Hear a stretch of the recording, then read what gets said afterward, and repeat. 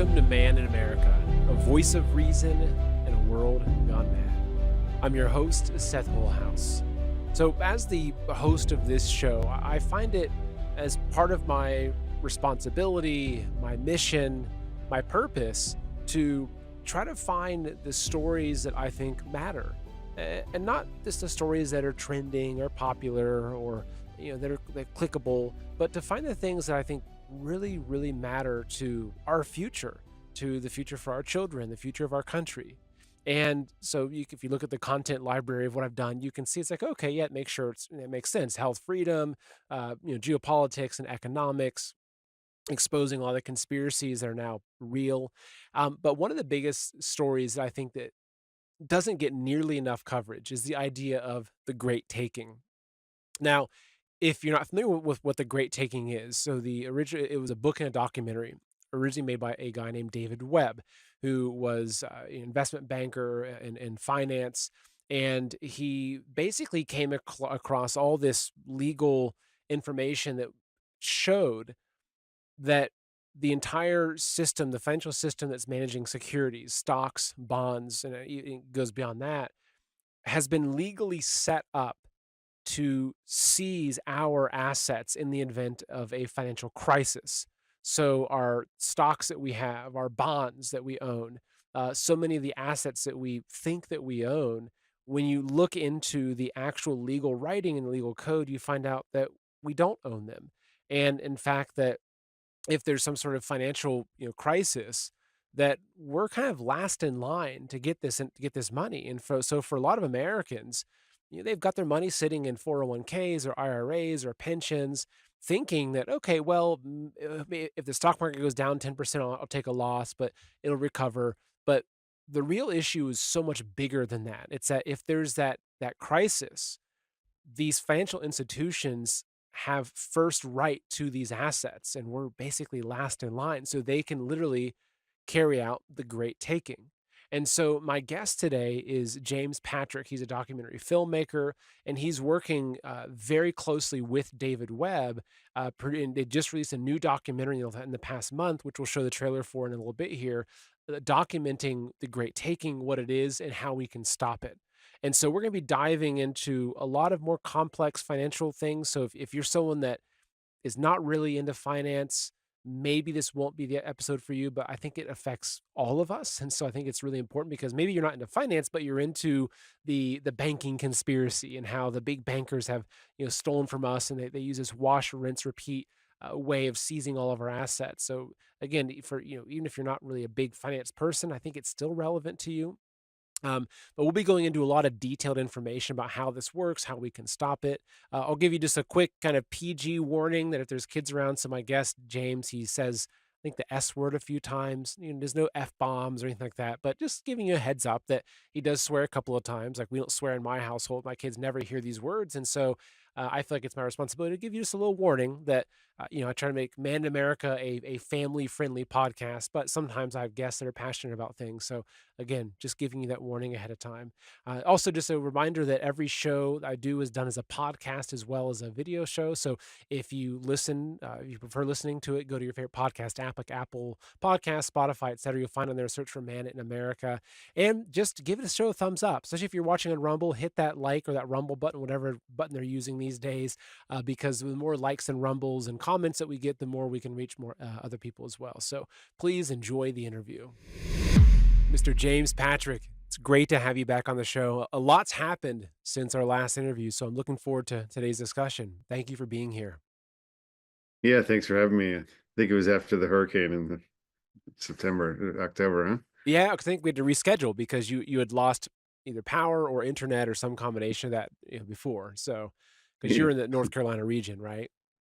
yeah. Yeah. Well, here we are, and a lot's changed since then, certainly. So, I'm gonna dive straight into the trailer for your documentary that just came out. And so Okay.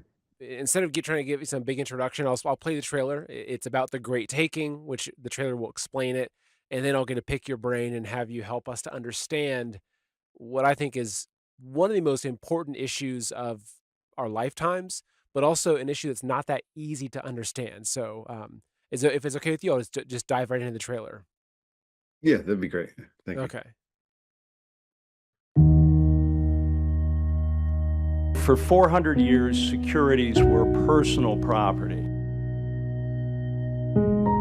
If your account provider, your broker, or your custodian became insolvent, you could take immediate return of your securities. That is no longer the case. America is in trouble. The Federal Reserve can be summarized in 3 words.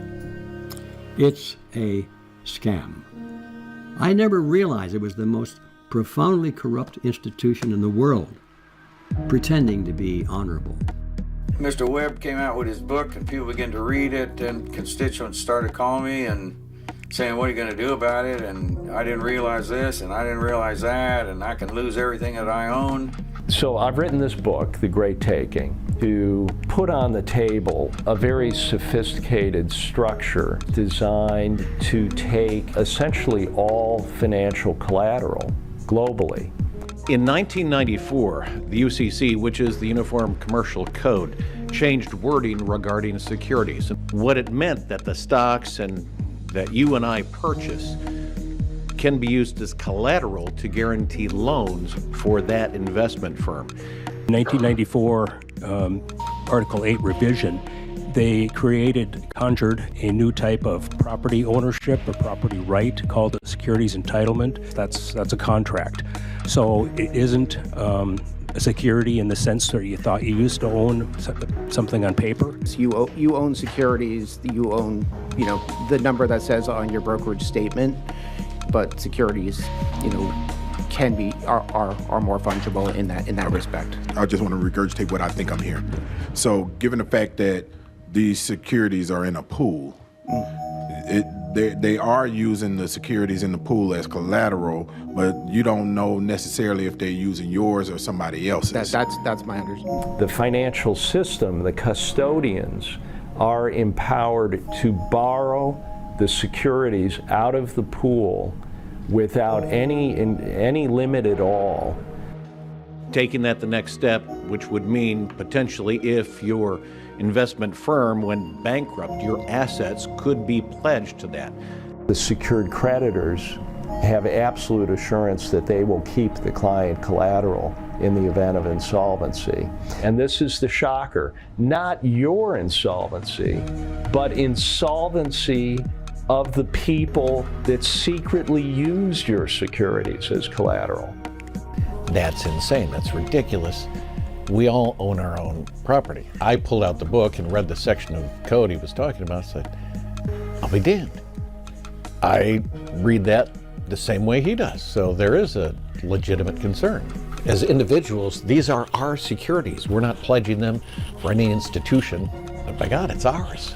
I'm glad that they're bringing this bill and hopefully we'll make sure that at least the citizens of Tennessee are the highest priority when it comes to their assets being protected, and if anything happens, God forbid it does, that they'll get their assets back.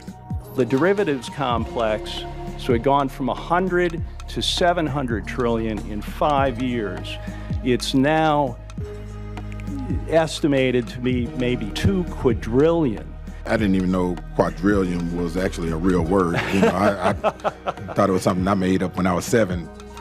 They don't need your money. They can create unlimited money. It is about subjugation of people.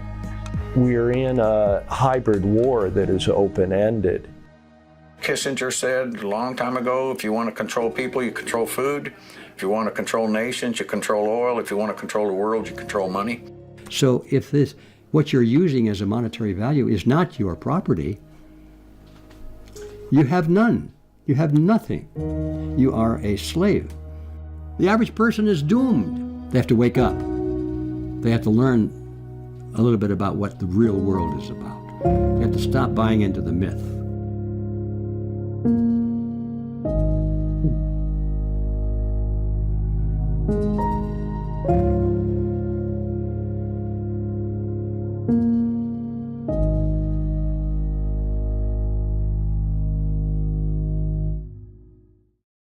So there's a lot that was packed into that 5-minute trailer. I'm going to give my 30-second basic understanding, and I want you to help just explain this in much more detail. But let's Sure. just say that I've got $100,000 and I take that and I go put it into the stock market through a TD brokerage, or say I took that money and put it into a Chase savings account, or basically handed it over to one of these big financial institutions to manage. If I understand correctly, those institutions are taking that money and using it on collateral for loans for them to go basically play roll the dice and play the stock market, or whatever they're doing with it. But the key with it being is that if there's a financial crisis, if they become insolvent, they seize those loans. So they seize all of my assets that I've given them as their own collateral for their debts. So basically, that all the people in America that are watching the stock market every day and watching their IRA account, their 401k, all these assets that Hmm. we've trusted with these institutions, that in an event of a financial crisis, those institutions basically take ownership of all of our assets and we're left with nothing. And like what David Webb, the gentleman in the glasses, said, they can print money. They don't need our money. It's about subjugation. It's so that they can basically take everything away from us and force us to be serfs. Is that generally an accurate understanding?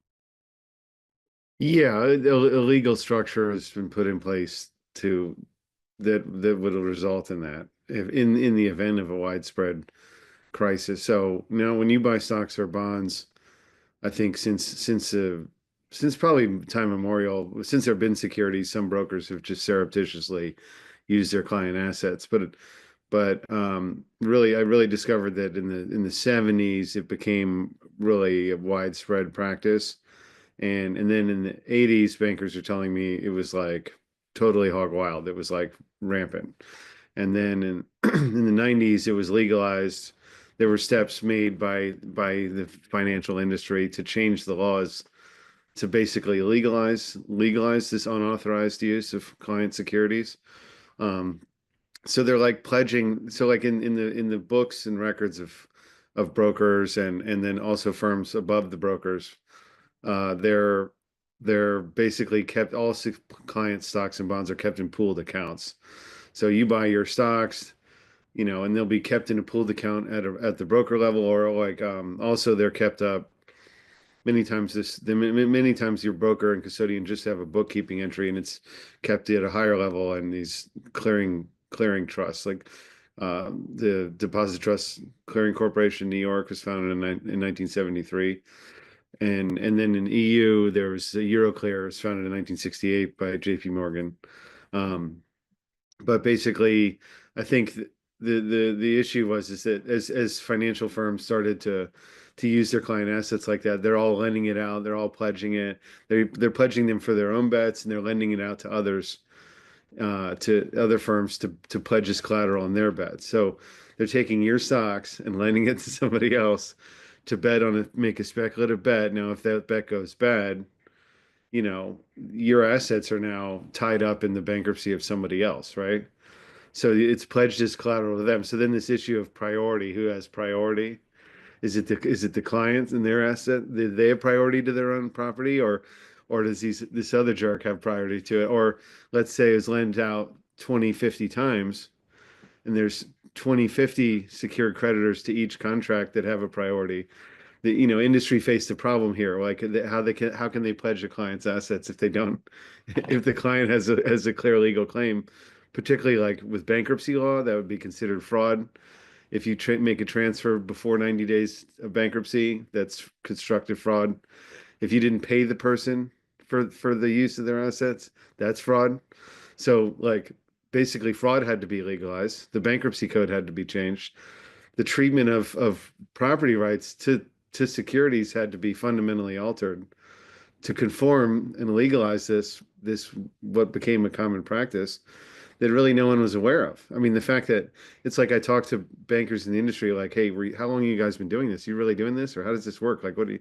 And they're like, yeah, we've been doing it for a long, long time, And so now it's just become this widespread industry practice, and just very few, the public isn't aware of this. And even like top fund managers aren't fully aware of it. The banks doing it are, but but even like I found this Jim Rickards book Aftermath. He talks about giving a presentation to the Morgan Stanley board, and the CEO of Morgan Stanley didn't understand the the greater risk of what the last thing he talked about, of a systemic wide meltdown, that's sort of baked into the legal architecture of this. So yeah, I mean,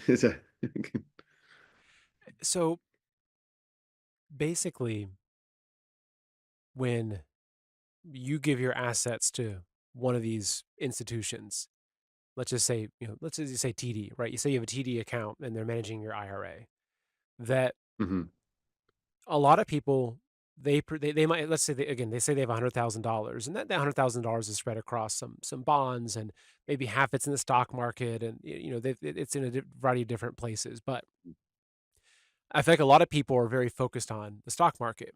Like, oh my gosh, mhm, Nvidia lost 5% today, and yeah, the great concern is, well, what if the stock market goes down? Like we just saw that, with the tariff announcement, we saw the stock market, yeah, start being very volatile, right? Down 10% today, uh, up 10% the next day.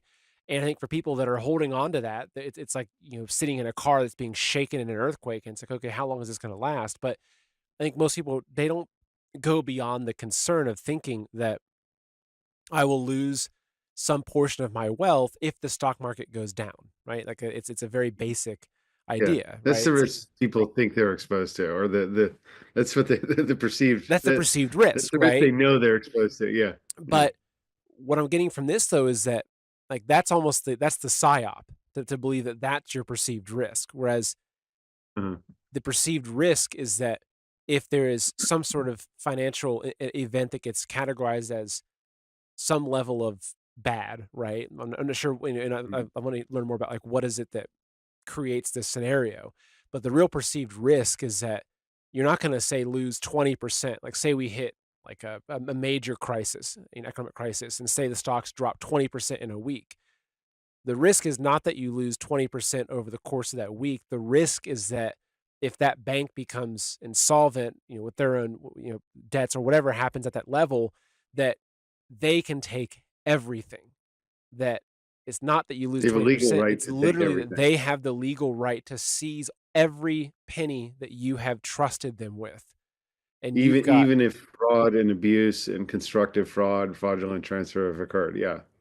Even if there's an insider double dealing on it. So just as to to give people a real case example, so this they don't just think I'm talking out of my ass here, is that like in the Lehman Brothers case, Lehman Brothers was playing with all of its clients' stocks and bonds, right? They were leveraging them up, lending them out, rehypothecating, they call them, where you you post them on one bet, and then the creditor of that contract then has control of the security then, and then can pledge it again, and then the guy on the next contract and the next contract and the next contract. So you get the same securities get used as collateral in what I've is termed like collateral chains. These collateral chains of multiple contract rehypothecated, leveraged contracts again and again and again. So you're getting these. I mean, if you have that chart on the pyramid thing, that this is a really dumbed down, overly simplistic like diagram, but basically in US and Europe, there's like 130 trillion of stocks and bonds, and there's about an estimated $2 quadrillion of derivatives. So this is not precise, or it's been perfect, like because the value of your stocks and bonds, or the collateral used on these contracts, fluctuates up and down, and the risk of the bets is also fluctuating. So probably it's probably only 30 trillion of the 130 of stocks and bonds being used to back that up. But this is just to give you an idea of the proportions. That this is kind of showing kind of 15 to 1 leverage ratio overall in aggregate. But so but anyway, so when you have a yeah, the real gold standard of collateral and derivatives contracts is like U.S. Treasury bonds, and that's kind of the required collateral to be posted on most of these. So a lot of times a firm will like swap the stocks for treasuries, and then post the treasuries as collateral. So they'll post them like what they call an initial margin. So to activate a derivatives a bet, you need to pony up some money, and then activates the contract. You put consideration down, and then it's the deal is live, and then the creditor of the contract will then have control of it, and then so in the issue is that if you want to pull up the other chart on the U.S. Treasuries thing, so the Bank of International Settlements, really the central bank of central banks, in their 2023 September quarterly report, they have the best data on all these derivatives things. So they're showing speculative bets on U.S. Treasury futures, and this chart to the right, the C, is showing the levels of leverage within this ratio thing on the right. So 200, 100, 200. That's 100, 150, 200 times leverage ratio.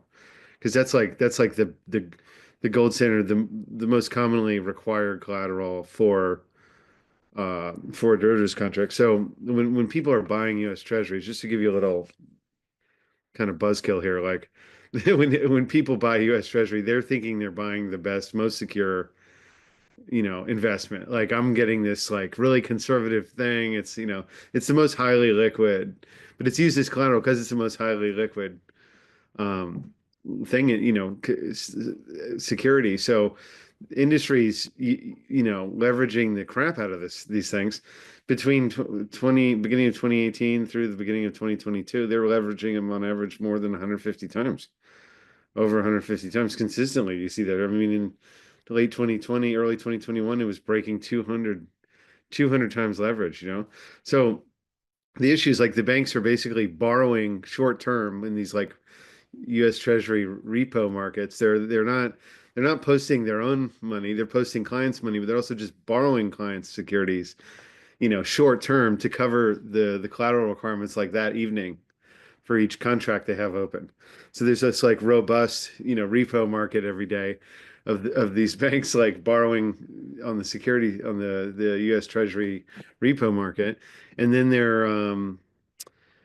so that's fine and dandy. Like, I mean, I guess this stuff works over when the market's doing all right, when everything's like relatively stable, da da da. But the issue is if you start getting a system-wide failure, and there's all these failures going on, that U.S. Treasury repo market, the rental market, just dries up, and there's no more collateral to borrow, and then you could just get a blanket failures because there's not enough damn collateral to go around to cover 150 times leverage. I mean, you're talking 10, 20, 50 to 150 times. I mean, there's no possibility that all these contracts can be honored.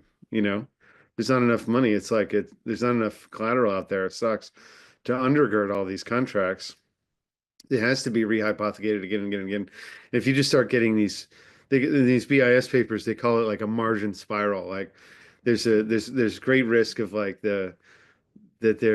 if the market of the collateral starts to dry up, you get these death spirals, these margin spirals where like if there's this systemic wide failures, then you're held at risk of the what they call the financial intermediary. That could be your broker or firms above them. In the code, they refer to this term like financial intermediaries. So like the industry had to continue to commit this fraud, or like really it shows that as they made these legal changes to the law to authorize this stuff, the derivatives market just started growing and growing and growing and growing, and it was as a function of legalizing these kind of fraudulent like activities that really led to great risk and great putting clients at risk of loss. So there was these real fundamental changes made to the bankruptcy code and the UCC Article 8. Really, this film Stop at the Great Taking is about the first efforts in 1990 in 2024 to change the Uniform Commercial Code to fix these revisions made. So in 1994, the Article 8 of the UCC was revised, which is the part that deals with securities. And Uniform Commercial Code is just a body of commercial law that was passed with this Uniform Law Commission throughout the United States. It was like from the late 1800s. And it's been widely kind of useful and good. I mean, it's just created uniformity of contract law and for trade and stuff. But this is a clear case where the banking industry abused it and really perverted property rights. So there was two really big things, legal things done in this 1994 revision of Article 8. One was they substituted direct ownership in a stock or a bond, the security, with a contractual claim on a stock or a bond. So now when you buy a stock or bond, you don't hold title to the stock. You're just a contractual claimant against your broker, against your financial intermediary. So they call that a securities entitlement. An entitlement, you're entitled to a security. You're a contractual claimant. So you're a securities entitlement holder now. And then the significance of that is in bankruptcy law, like let's say the bastard loses your money for you, now you're not the owner. He doesn't really have to pay you back. You're just a contractual claimant against him. And that has very low priority in a bankruptcy proceeding. You're just a contractual claimant. The second thing is it said, the code said the secured creditors of the financial intermediary that lost your stocks for you has priority ahead of the entitlement holder. It's very clear in the code. I mean, I could send you another image of if you look up UCC Article 85511, you'll see it like on the Cornell site. So this is just like, so again, they're bringing up this issue of priority, bankruptcy. You're a contractual claimant. So let me just give a little analogy for it. Is this it right here? No, that's Article 22. Just write Article 8-511. But then you get, so if you get an analogy would be like, let's say you have a mortgage on your house. The bank is the secured creditor of the house. If you don't pay see, look at the last sentence in the first paragraph. The claims of entitlement holders have priority, or no, actually if you go down a little bit. See, it says A and B sound good. They're like, entitlement holders have priority, entitlement holders have priority. The claim of the creditor has priority over the claim of the entitlement holder. Right. So here they're saying this is referring if the clearing corporation does not have sufficient assets to satisfy the obligations of all the entitlement holders. That's kind of referring to these higher pools like Deposit Trust Clearing Corporation, who have securities entitlements with respect to financial assets and its obligations to a creditor or clearing corporation who has security interest in the financial asset. The claim of the creditor has priority over the claim of the entitlement holders.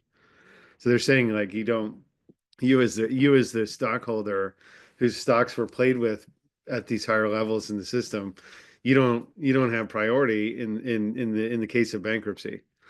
And then they said, okay, so the analogy would be like you bought a house with a loan, your bank has a lien on the house, they're the secured creditor of the home.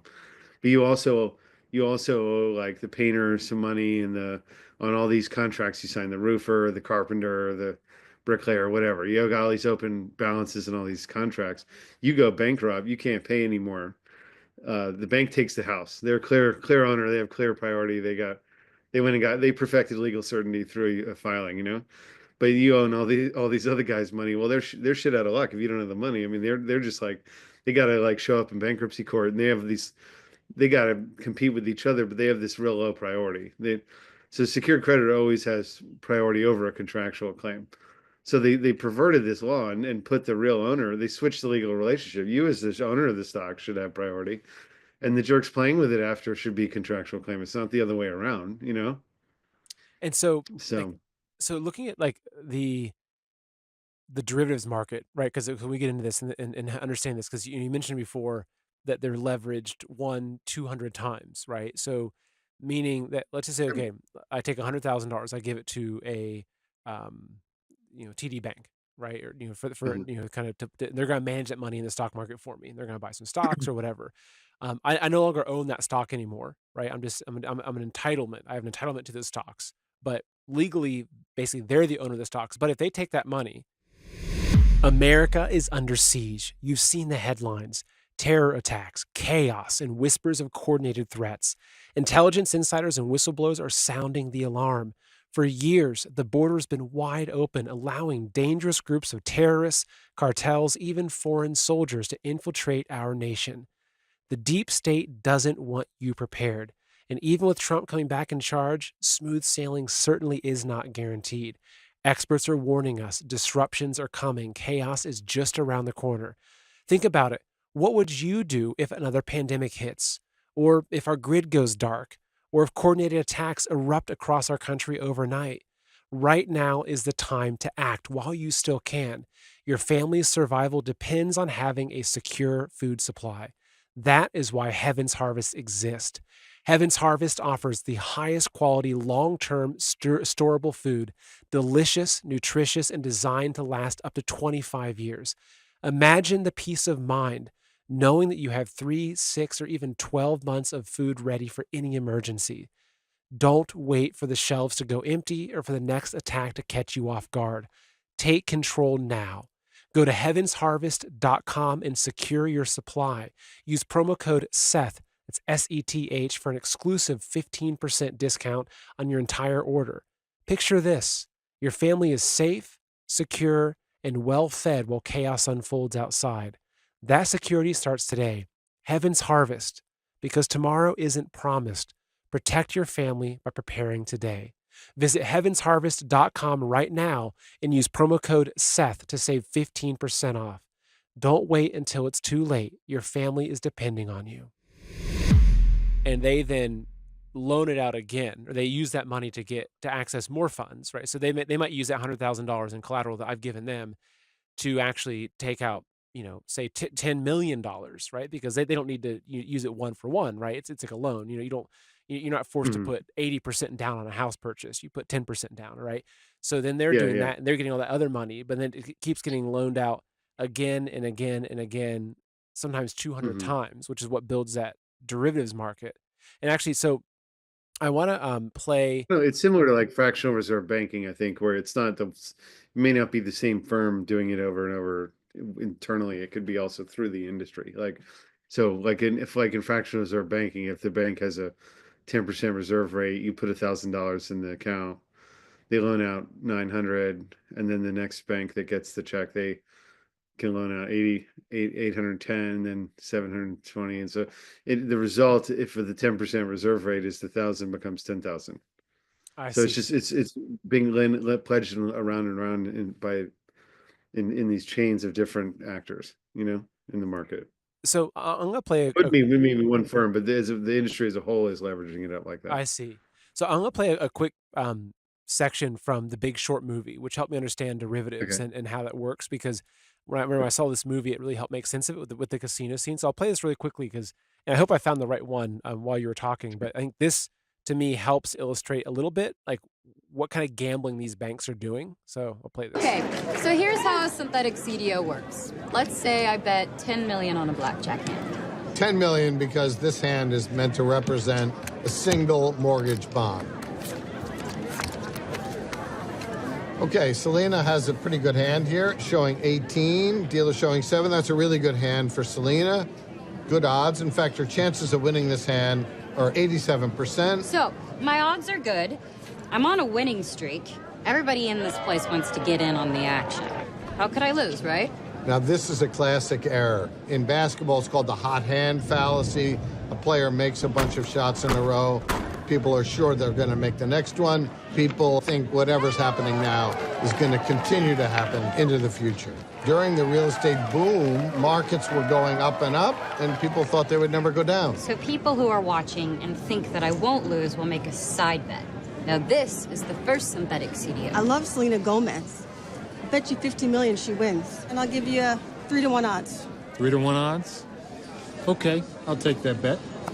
Now, somebody else is going to want to make a bet on the outcome of their bet. $50 million she wins. That will lead to synthetic CDO number 2. Hey, I bet you $200 million that lady in the glasses wins that bet. She probably will win. So I want a great payoff. How about 20-to-1? Deal. And this will go on with more and more synthetic CDs. And we can transform an original $10 million investment into billions of dollars. You okay? No. I actually feel pretty sick. We need a deal to... So I'm going to leave. You think I'm a parasite, don't you, Mr. Wall? But apparently society values me very much. In fact, let's do this. I'll tell you how much I'm worth. You tell me how much you're worth. God, you are an incredibly big piece of shit.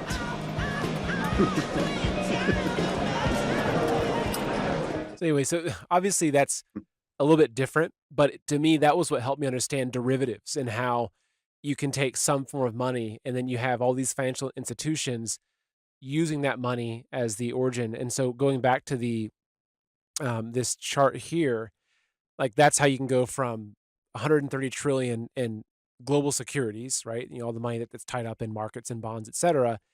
And somehow you get this $2 quadrillion derivative market. So is that, I know it's a little bit of a different, but I'm kind of using one principle to kind of show another principle. Is that a general idea of showing how we've got this massive derivatives market?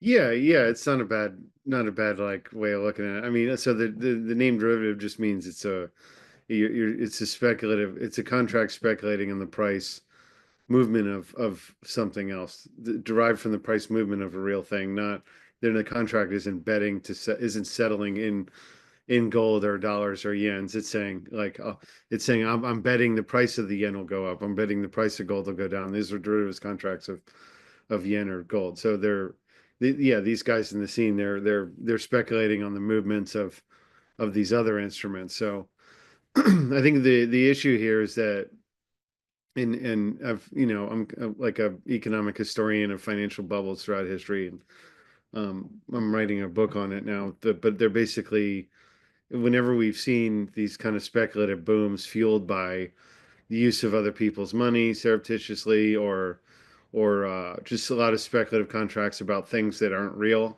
Just in the 1720s, there was John Law in France had the Mississippi bubble, and there was like the South Sea bubble, the tulip period.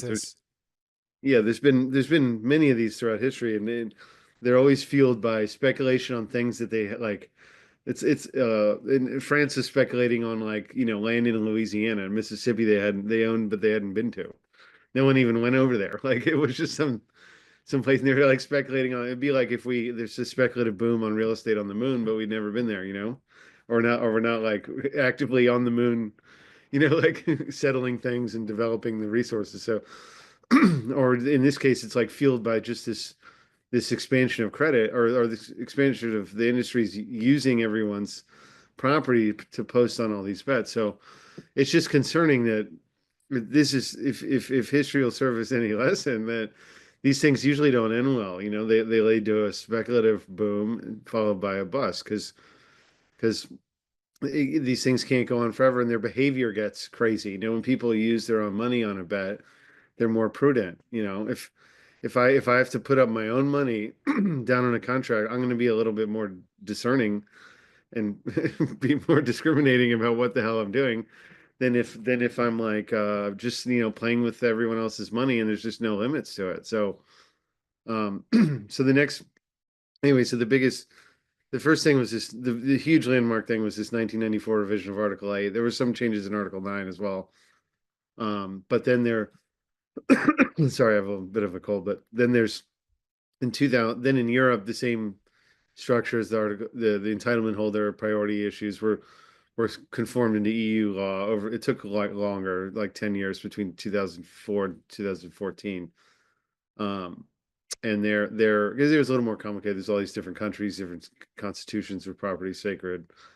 But I mean, it was interesting when the EU started to form these to start that process of getting this stuff legalized in Europe. Like they created this group called the Legal Certainty Group, and to give the industry legal certainty to steal your shit if they lost it. So that's what they meant by legal certainty to the industry, to have total clarity to play with your stuff. So they they wrote a letter to the Federal Reserve lawyers saying, hey, could you clarify some of these points? And they, asking very in clear plain language, like, do entitlement holders have priority ahead of the secured creditors, or do the secured creditors have priority of the entitlement holders? And even in case segregated accounts, are the assets really segregated? And they said, the Federal Reserve lawyer says no, segregated accounts are always at risk of loss at the financial intermediary, the collapse of the financial intermediary. So then anyway, so then the next big thing was, like, they had in 2005, bankruptcy law posed a real legal obstacle to all this, because there's I could pull up these things, but basically you can't double deal, you can't have an insider, you can't transfer the assets 90 days before bankruptcy, or a year if there is an insider relationship. You have to pay someone to use the money. Otherwise, like, let's say you have a service agreement with your broker, he's playing with it, but he's like taking your stocks on the eve of bankruptcy, and, like, he didn't even pay you for the use of it. That's just, you could negate the service agreement that may have allowed that, and say, look, this was constructive fraud. It didn't matter if we had an agreement. This guy screwed me, and that you could recover in a bankruptcy court. So in bankruptcy, there was this 2005 bankruptcy law that made provisions to broaden the safe harbor provision. So it's like that, to give people safe harbor that the assets could be kept. In the event of bankruptcy, certain assets can be safe to be kept. By the secured creditors, and then there was also the 2006 Financial Netting Act that created all these exceptions, basically to the fraudulent transfer issue. So in the Lehman Brothers case, the judge says, in that case, that Lehman was lending out all the assets, and J.P. Morgan was their custodian of their clients' securities, and then they were also the secured creditors of the derivatives contracts. So that's a case of insider relationship, because they should be the custodian safekeeping them, and then they're also taking it as the secured creditor. So all these customers of Lehman had their stocks and bonds with Lehman, sued JP Morgan to get their money back, their securities back, and the judge says, the real essence of this decision is does JP Morgan say, the JP Morgan argued, oh well, look, the safe harbor provisions allow us to keep it now, even in the case of fraud, we can keep these securities, and the judge says, oh well, that's clearly correct, and these other 546 exceptions from this 2006 act clearly exempt all these fraudulent behavior. They literally, like, went into the casebook definition of fraud and then exempted it out of the bankruptcy code. So it's literally just a straightforward, cut and dry legalization of fraud. So I mean, this stuff is really just unbelievable. I mean, it's sort of like, it stretches your imagination to think that just fraud could just be legalized like that, and that all of us could be put at risk to such an extent. I mean, it's crazy, but unfortunately, if you look at the recent USAID uncoverings and so much of what we now know about how the world works, and how the people who have control over these institutions and us and the money supply, how they work, and it's like it was set up as fraud from day one, right? Of the original thing of just even saying, okay, you have nothing, I will lend you $1, but you owe me $1.10 back. It's like, well, I will never be able to make that extra 10 cents to give you back. So from the very get-go, it's a system that was meant to enslave us. You could never get out from under that. And so, well, I mean, I want to bring this chart back up again, because to me, this is just mind-blowing. So the global securities market, right, representing, primarily stocks and bonds, 130 trillion. All these people that have their money sitting in securities, stocks and bonds, they've been told that this is the best place to store your money. It's a good store of value. You're gonna, hey, wow, you're gonna earn 9% annually on this particular financial instrument. But the real thing though is that if it was just a global securities market and there's no derivatives market, that's one thing. But there's a bomb next to the global derivatives market on the graph. And I'm guessing that Yeah. what that represents is the fact that that It'll blow entire up. $2 trillion thing, it's almost like a planet and the Death Star is like focused right on it. At any point, Yeah. that $2 trillion bubble, which is probably the biggest bubble in the history of mankind, is like the current bubble that we have with this derivatives market. Yeah. And so that thing, if that breaks, everybody that has any of their assets in securities, like You're everybody screwed. meaning the common person, you and me and our friends, our family, it's pension funds, etc., that all of those assets get seized by the financial institutions. And that's why David Webb has called this the great taking, right? Yeah. Yeah. They're in a, it's basically like an unrealized, unrecognized, unknown risk that investors face. Like you said, you think you're just at risk of the stock lowering, but you're actually at risk of all these intermediaries up against your broker's risk of failure and all these intermediaries up the chain. So there's one thing called there's a private association called the Securities Investors Protection Corporation, SIPC, that does offer a $250,000 insurance to people who lose stocks from their firm, from their intermediaries, but their capitalization is only like $7 billion or $10 billion or something. It's some measly amount in the fund. So when you're talking about $130 trillion market of securities, and you got an insurance fund, like, so when we went to Tennessee State House, they said, "Oh, no, we're not, your property, right? The banker lobbies and this member of the Guggenheim family, they're related to the Rothschilds back." This guy, Andy Guggenheim, showed up. He's like, no, you have insurance. We're not, your property rights are good. You still have a claim, to your property. And and there's this insurance, there's an insurance. So in case we do lose it, which we just said we wouldn't, but no, and then this, so anyway, it's dramatically underfunded, and I mean, the story gets worse and worse and worse. So that's why I'm writing this monthly report on it, because it's just, there's also these entities above the derivatives complex, above the central securities depositories of like DTCC and Euroclear, called central clearing counterparties. So after the 2008 crisis, the regulator said, "Oh, look, the derivatives market is so dangerous, and there's all these crazy people, doing all these bets. So why don't we centralize the whole thing and force all the derivatives contracts to occur through these CCPs, these central clearing counterparties?" And they're like, so now they now like DTCC and Euroclear own these central clearing counterparties above them, and all the derivatives contracts are cleared through there. And now, like, I don't want to get too confusing here, but when you bet on a derivative, you always have a counterparty. There's always someone on the other side of the contract that also posts an initial margin collateral, and if the market goes against them, they have to put up more collateral. If it goes against you, you have to put up more collateral, or you get wiped out.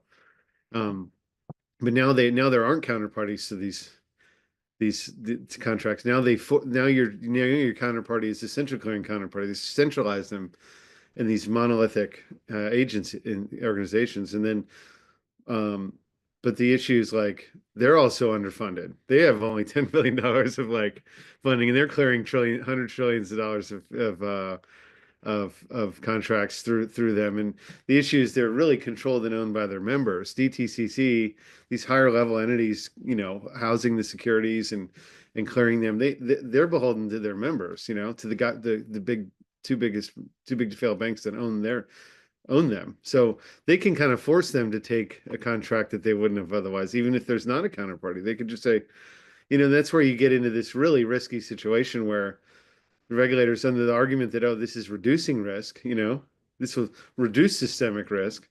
It's retarded. It's creating it monolithic. And then they even say in all these documents, oh, we're not, DTCC's like, we're not going to oh, it's only $5 billion in the CCP. It's clearing $300 trillion. But we don't want to.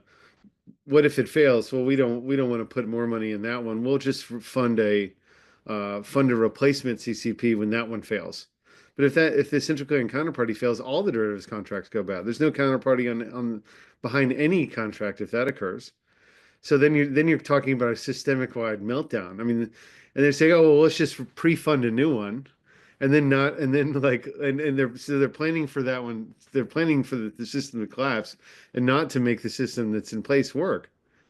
And then they're saying, oh, well, this is to reduce risk, and because that's better for our members. So it's like right there in black and white in all their documents. I mean, I know this stuff might sound like Chinese, but it's like it's you go through the documents, it never ends, and it just goes on and on and on. And then there's these trilateral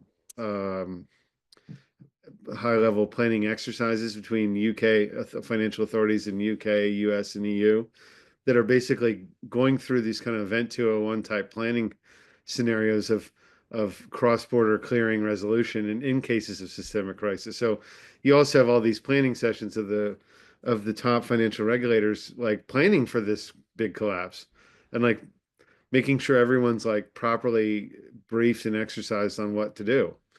So it's just suspicious behavior. This is not the behavior of mature parties. The regulators are creating are weakening our property rights to our stocks. They're allowing industry to go nuts, and then they're planning for collapses. And that's why you reach the conclusion after going through all this stuff that this is not just one dumb thing after another. There's like a concerted effort to create DTCC in 73, dematerialize all the stocks, get them in pooled form, undermine the property rights to them, create these bigger and bigger risks. They used the next crisis. They used Lehman to then get the CCPs in place. Safe harbor, the changes in bankruptcy law were done just before that in 2005 and 6. 7, you have this crash. 8, it's used to get, 2009, they use it for the central clearing counterparties. Anyway, it's very worrisome and makes you not want to buy stocks or bonds.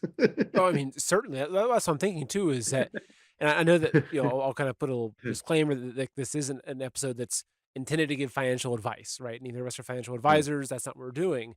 But that's one question I have is it's like, okay, well, for a lot of people that are watching this that have money sitting in stocks and bonds, there's, I guess, two questions. One question is there any way to take those stocks and bonds and convert them into some form that does give me direct ownership of them? Like, could I request physical, like I want to hold the actual titles, or the actual paper for those?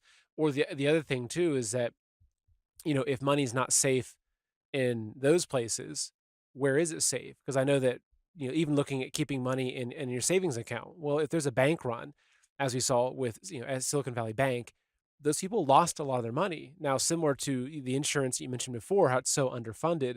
Well, the FDIC, everyone says, oh, I go to my bank and it says FDIC insured for up to, $250,000. Well, if you look at the funding of the FDIC versus the overall, I forget what it was. Maybe it's something like $8 to $10 trillion in what should be insured by the FDIC. Yet the FDIC, after they emptied out their coffers for the SVB collapse, that they've maybe got less than 1% of that. So even the idea that the money is safe in your savings account because it's FDIC insured, well, maybe the first one person, 1% out of 100 that gets in line first gets his money out. So yeah, I guess it's a two-part question. Is there a way to convert stocks and bonds into something that we do own, we can have hold physical possession of, or B, like where are our assets safe? Is it just is the only thing that's safe like the hunk of silver that you hold your as your asset? I mean, what do people do? Pretty much. I mean, yeah, if you get gold or silver like that, and you don't get screwed on some broker with some crazy commission on some of these shows. I heard these horror stories of these scammy guys selling, huge commissions. But yeah, if you go to the biggest broker, if you go to the biggest gold dealers, like they got the lowest price. But gold or silver, you're not really investing it. You're saving it. You're storing. You're preventing loss. Gold in 2020 was worth 2,000. Now it's 3,000. I mean, we've seen a 50% inflation. It's really just basically you're holding your money's value. You're not. People think, oh, gold's going up. Gold's not going up. The dollar's going down. It's to be clear about it. So when you buy gold, you're not investing. You're saving your money and protecting it from loss. It's not making you money. It's just saving you money. But yeah, gold are things you have clear title to. Land or physical assets that you have clear title to. Land and property is a little tricky because you have the property taxes. If you have a, if you have a, even let's say you have a 1929 style crash and you don't have any cash flow more and you can't pay your property taxes, you could lose that. But as far as securities, you can, the fact that if you can get your physical share certificates of your stocks or bonds, and then you have clear title. I think in the European Union and a lot of countries that's no longer possible. But in US, you can request the physical share certificate, and then you're taking it like out of this dematerialized form, and you have physical share. It's your name. Traditionally, you'd have it recorded on the books of records of the company that issued the stock. That's how it used to work for all these things. All the stock certificates, share bonds. You'd buy a bond or a stock, and it was on the record of the company that issued that security, right? But then industry lobbied to basically do what they call dematerialize the stock. So they would eliminate these paper certificates because, like, your bet, you go to your broker and you're like, oh, I want to sell this stock, so I have to sign over the ownership of the stock to the broker temporarily as a custodian. Then he is allowed to play with it, or not play with it, but be the custodian of it on the market, buy or sell it on your behalf. But they argued, oh, in 1968 there was this paperwork crisis. This is like a hell of a lot of paperwork, having to sign all these things, the clients having to sign each certificate each time. So they used that as the argument 5 years later to create this Deposit Trust Clearing Corporation in New York in 1973, where they would keep all the stocks and bonds in one place, under one house, when dematerialized, forming these vast pools. But yeah, you can get the physical share certificates. I think that what that doesn't. So yeah, just to give you an idea, there's I think 87 trillion of stocks and bonds in U.S. at Deposit Trust Clearing Corporation, and I've seen an article saying there's about 700 billion worth of stocks and bonds in the U.S. in paper form, in dematerialized certificate form. I found some articles saying, oh, how do we dematerialize the last 700 billion worth? So you think about it, that's not really a lot. $700 billion isn't a lot. But that doesn't really protect you from this systemic wide margin spiral kind of meltdown type scenario, because then all the value is going to drop of the market. You're living in a toilet. Everyone's poor and begging and stuff. I mean, it's like, so now you might still have your stocks and bonds, but they're not worth very much.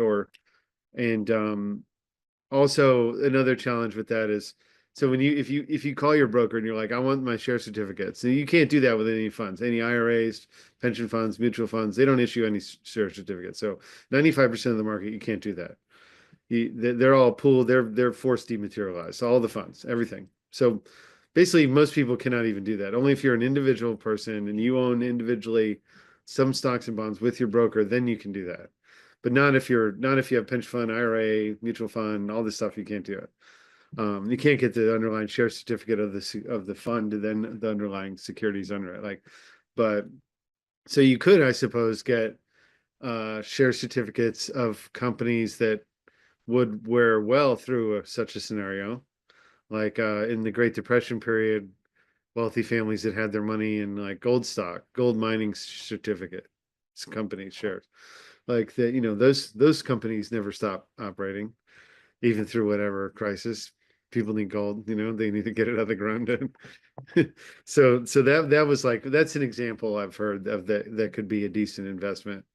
But I think it's important people realize like that we really need to face this up and face this down and do something about it, because this is such a violation of property and our rights, and just creates this feudal system. I mean, I'm arguing in these papers and these reports I'm writing that basically, it's sort of it's the creation of a new feudal system. They're saying the JP Morgan, the Lehman Brothers a bankruptcy decision, the judge said, clearly JP Morgan is a member of the protected class and should keep the client assets. And that's a concerning use of language, like that they're a protected class of too big to fail banks that deserve a different legal treatment than everybody else. That's feudalism. That's like granting a class of bankers a privilege above the rest to commit fraud and abuse, take your assets. They don't have to give you anything for them. They can just lose them for you and take them. So this needs to be corrected, and the way actually a pretty decent way to do it by amending this UCC code on the state level. I think on the federal level, we'd have to get the 2005 and 6 changes to bankruptcy law undone, because that's you can't legalize fraud. But but the Uniform Commercial Code Article 8 was originally passed on the local level, and we can fix it at the state level. So that was back to the film. This was what that film was about, the first legal efforts to do that. I think that some lawyer in North Dakota read David's book, and within a few months we had a bill introduced in South Dakota and Tennessee. So here you can see, if that this is real. It got into a hearing. People heard about it. It got discussed. Now it's been defeated. It's been this year in 2005. It was introduced in 12 states or more. People were not calling in and putting pressure on the reps, so the bankers did defeat all these bills. But I think from what I learned going to the state houses and meeting the reps, and that they do really care. A lot of them are like paid $30,000 a year to spend 4 months of their year, which doesn't cover the expenses of like the travel and the hotels and the dinners of just being a representative. A lot of these people are really paying their own time to be state rep. They do really care. I'm from Washington D.C., and the federal congressmen are complete whores. They will not talk to you unless you're paying them some money. It's like, you got to rent. It's like a hotel or a hooker. You have to rent the time. You're like, oh, I don't know. I can't. This is not from free here. I have $2 million to raise for this campaign every 2 years. I can't just talk to every. Hooker's a good word, a good analogy there. That one. They're like, hey, no, not here. I can't just small talk. You got to pay for the time.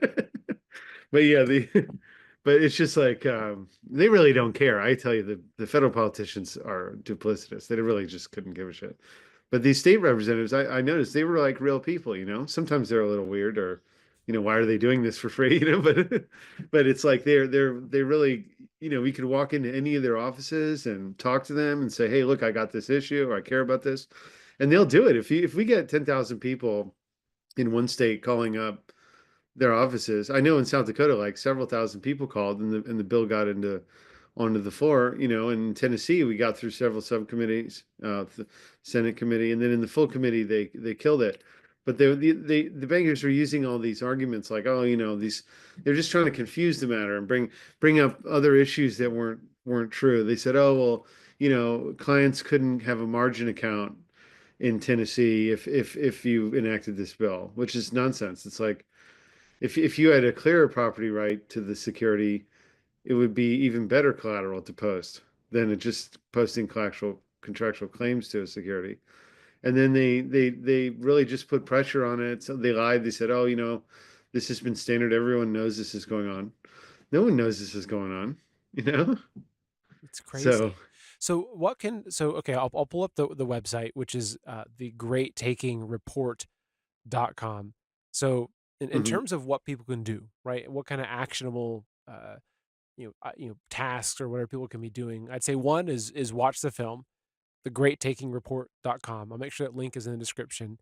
What if people want to contact their local representatives or anybody else they have access to? Is there a place where there's resources or someone that can hold their hand in walking through that process? Because I know for a lot of people it's confusing to what do I do, who do I call, what do I say? So what's your homework for people that are watching this? Okay, well, I'm going to put a button here saying how to act now with this, because we got these lawyers in South Dakota. It's truenorthpublicpolicy.com. It's TRU North, and they write these bills. They'll write the bills for your state representative. let's see, I'll put a button too where you can look up your exact state representative, because there's a website I found where you can just like find who your state rep is, because you can't just call any old rep in the building. It's really, you should be calling the one that represents your area, and they will talk to you. Um, so if you go, yeah, I think you just got to look up your rep, say, hey, call them up and be like, I've heard that all my stocks and bonds are at risk. Article 8 needs revising. And then these guys, True North Public Policy, will explain the issue better to the state representative and write the legislation for them. So, and David, myself, or these lawyers, they can testify in the hearings against the bankers on this, So it's just, people need to just put the pressure on it and not feel like they're just some big victim and there's nothing you can do about it. This is different than all these other crazy stories, like, I don't know, the crap in the sky, or the shit in the water, or the food, or like, or I don't know, like all these other crazy, scary stories we talk about in our in our work, right? This is something that's very clear. It's very well documented. It's in black and white. It's in court decisions. It's in the code. And clearly refer to it. And then we got a legal team in place that'll write the bill for the state reps. We have a clear legal path to fix this. So if we can get that done, where let's say one state, you saw how the code was written. It said you have property rights, except all the time when you don't. Like that's 511, 8511. So really, the legal approach we have is just to strike these exceptions. Like you just strike that exception off the end of C. And you say, well, now it's saying you have priority, except all the time when you don't. That's what it's saying. You just strike these exceptions there, and then the bankers, they have to argue, oh well, no, we need these exceptions, So it's like, this is actually the way the code was written in this sneaky way. There's like 3 places where it's like that. You have property rights, except all the time when you don't. And so it's just by striking these exceptions, it unravels the protection they've got in the state.